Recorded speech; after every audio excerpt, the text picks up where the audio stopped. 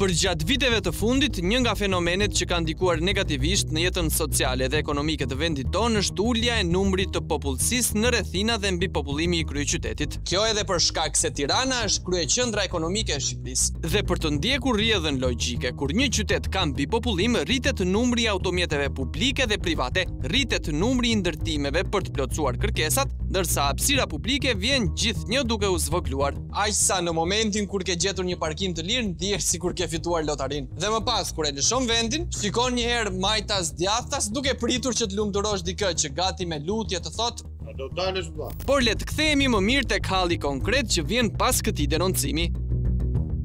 Dakor, qytetari denoncues në këtë rast ka rezistuar dhe nuk ka paguar për një parkim ndoshta abuziv, por qindra të tjerë janë të detyruar të japin lekët për një hapësirë publike që ndodhet në sheshin përpara derës kryesore të spitalit Shefqet Ndroqi në Tiranë, aty ku secili që parkon makinën kur kthehet për ta marrë duhet të paguajë një tarifë të caktuar. Në realitet, vend parkime të tilla të ngjashme ka kudo nëpër Tiranë, por në këtë rast nuk bëhet fjalë për 2 apo 3 vende që zihen me karige dhe bidona, por për një shesh të tërë parkimi që merr rreth 20 makina. Në fakt nuk mund të përjashtohet mundësia që parkimi të jetë i ligjshëm, por për të ndodhur kjo, së pari toka duhet të jetë private dhe pronarit të disponojnë NIP dhe licencë për ushtrimin e aktivitetit. Ose nëse toka është shtetërore, individi apo subjekti duhet të pajiset me leje të posaçme nga Bashkia e Tiranës për shfrytëzimin e hapësirës publike. Pa harruar këtu NIP-in dhe licencën. Ndaj për ta kuptuar më mirë situatën, vendosëm t'i bëjmë vetë një vizitë këtij biznesi që pavarësisht shumave modeste ose jo, zhvat çdo ditë qytetarët hallexhin që i drejtojnë dyerve të spitalit. Sa po mbërim, menjëherë shfaqet një zotëri i cili na orienton për parkimin e automjetit. Kur të mbaroj punën jam lër. Parkimi paguhet në dalje, ashtu si në shumicën e rasteve të ngjashme, ndërkohë që në ato pak sekonda që u gjendëm aty, vumre se autobusi i linjës Qendër Sauk vjen në stacion ku ka sinjalistikën e vendosur nga vetë bashkia, por has vështirësi për të kthyer për shkak të mjeteve të shumta që janë të parkuara aty. Në realitet, një sy i vëmendshëm e kupton absurdin që ndodh në ato qindra metra katror, ku ka një tabel bashkie për ndalim parkimi, një tjetër tabel bashkie që tregon stacionin e autobusit dhe vijat e verdha të parkimit të taksive në një hapësirë ku pretendohet të jetë tokë private. Pastaj del dikush që na thotë mos e në Shqipëri jemi. Po do hyjmë në Europë pra?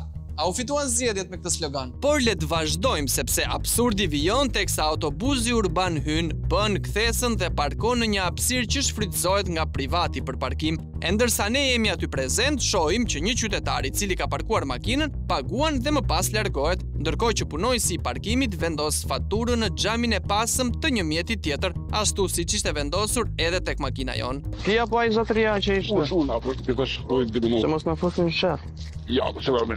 Tarifa që duhet të paguanim ishte 100 lekë të reja. Në faturë ishte shënuar emri i subjektit dhe NIP-i përkatës. Në pamje të parë, gjithçka në rregull. Por për ta verifikuar këtë rregullsi, dërguam Bashkisë së Tiranës një kërkesë për informacion, ku kërkonim të dinim nëse sheshi përpara portës kryesore të spitalit Shefqet Ndroqi ishte pronë private apo shtetërore, dhe nëse ishte shtetërore, a kishte Bashkia e Tiranës marrëveshje apo kontratë me ndonjë individ apo subjekt për shfrytëzimin e kësaj hapësire? Kjo shkresë u dërgua më datë 26 shkurt dhe siç e keni mësuar tashmë edhe ju nga Bashkia e Tiranës, asnjë përgjigje. Pavarësisht se titullarët e saj e kanë në majtë gjuhës fjalin bëni kërkesë me shkrim. Në këto kushte, më datë 18 mars, paraqitëm një ankesë pranë komisionerit për të drejtën e informimit dhe më datë 7 prill, të detyruar, sigurisht. Zyra e shtypit na kthen përgjigje përmes drejtorisë juridike të aseteve dhe licencimit, ku na informon se prona në fjalë identifikohet me numrin e pasurisë 13 fraksion 183, zona kadastrale 8190 dhe figuron pjesë e listës së pronave të paluajtshme shtetërore të Bashkisë Tiranë. Po sikur subjekti në fjalë të ketë leje për shfrytëzimin e hapësirës publike dhe të paguajë taksa. Për këtë, talentet e zyrës së informacionit të Bashkisë Tiranë duan një tjetër shkresë. Edhe pse ja kishim sqaruar në shkresën e parë. Por të mësuar me arrogancën e këtij institucioni, u detyruam të bëjmë një tjetër kërkesë, pas së cilës më datë 26 qershor Bashkia e Kryeqytetit na informon se drejtoria e përgjithshme e menaxhimit financiar nuk ka përfitime të ardhurash mbi këtë pasuri. Pra, përfundimisht, toka është e shtetit dhe po shfrytëzohet në mënyrë abuzive. Jemi përballë një situate kur një shesh i përket Bashkisë së Tiranës sipas dokumentacioneve përkatëse. Aty është vendosur një tabelë e cila tregon se parkimi i automjeteve është i ndaluar pasi bëhet pengesë për aksesin e autobusit urban në stacion, por sërish tabela mos parko vendoset edhe nga privati. Në pjesën ngjitur me derën e spitalit, zona është e vizuar me të verdha, dukshëm vend qëndrim taksish, por kur ato janë në lëvizje, vendet përdoren edhe për parkime mjetesh private. Kuptohet në këmbim të pagesës. Ciao, privat.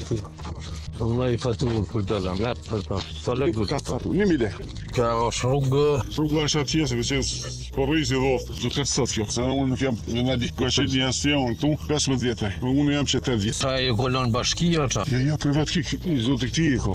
Zoti lokale. Po. Zotëria është punonjës i parkimit dhe përgjigja e tij është e pritshme, njësoj si dhe detyra që ka për të marrë lekët e çdo kujt që parkon, siç është rasti i këtij çifti që refuzon të bëjë diçka të tillë, por pagesa është pagesë, nuk shpëton dot. Frar Derista, jam gazetar nga emisioni Piranjat. Kjo prona këtu e kujt është? Elvis. Me qenë se ju jeni punëtori i tij, mund ta kontaktoni, kemi një bisedë me të. Alo, përshëndetje. Jam gazetari Frar Derista nga emisioni Piranjat. Kishim një sqarim me ju se kemi marrë disa denoncime për këtë pjesën këtu te spitali jashtë sanatoriumit. Pas pak qaste shpritje, ja ku vjen pronari i lokalit, i veçpallur edhe pronari tokës publike. Momenti që ai vjen drejt nesh, kërkon me ardhjen e autobusit, ndaj na harron dhe kërkon të sistemoj trafiku në territorin që ka zaptuar, pavarësisht se këtë mund ta bënte fare mirë patrulla e policisë bashkiake që kalon aty pranë. Siç ndodh shpesh, gjithandej nga veriu në jug në Shqipërinë e 2025-s, ende nuk është e nevojshme të jesh pronar i një ambienti me dokumente, sepse mjafton të jesh fizikisht aty prej një kohe të gjatë dhe vetveti u bëhesh pronar. Zaptimi i kësaj pjese që duhet të shërbente për taksit dhe urbanët e linjës ka detyruar shoferët e këtyre të fundit të bëjnë para mbrapa disa herë duke krijuar trafik në zonë, e megjithatë pronari bën sikur nuk e kupton se ku qëndron. Kemi marrë disa denoncime nga qytetar, që pjesa këtu shfrytëzohet nga ju, nga zotrin që punojnë për ju. Në fakt, në 88-ën me lokal do të përfundojnë në spaç si armik i popullit, por shtoj të paktën edhe 3 vite deri në thënjishin. Kur e kam që pëlqen tokë, kam ulega tjetër. Tok po, edhe mundet. Qytetari pse do këtu?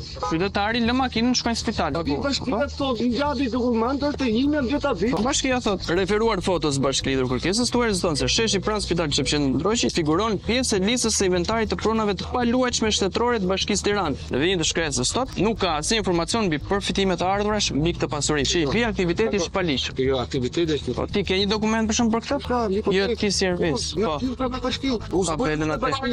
Luftë nuk ka pse bëhet. Nëse toka është private, por edhe shtetërore, merret leje dhe shfrytëzohet si biznes. Nëse në gjykat çështjet janë ende të pronësisë apo dëmshpërblimit, pritet vendimi. Kto janë ligjet. Nuk mund të dalim në rrugë tu marrim lek njerëzve që parkojnë, njëherë me kupon, njëherë pa kupon. Ose kam thënë unë më shlorë, se unë 250 lekë gjova nga rrugorja më. Rrugorja nuk më njeh më kupon.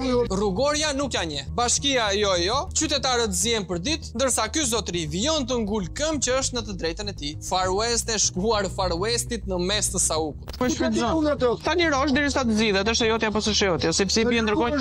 Po tash plot me makina orbis. Po s'mo lekë aty. Taksi. Taksis jo, se është në vend vet dhe paguan taksa në bashki, por qytetarëve po. Pa ty ishi, ti mendon që nuk e kemi dokumentuar. Nëse ka marrë me tyre vetë transportorin ka kaq. Punëtori llan me polici.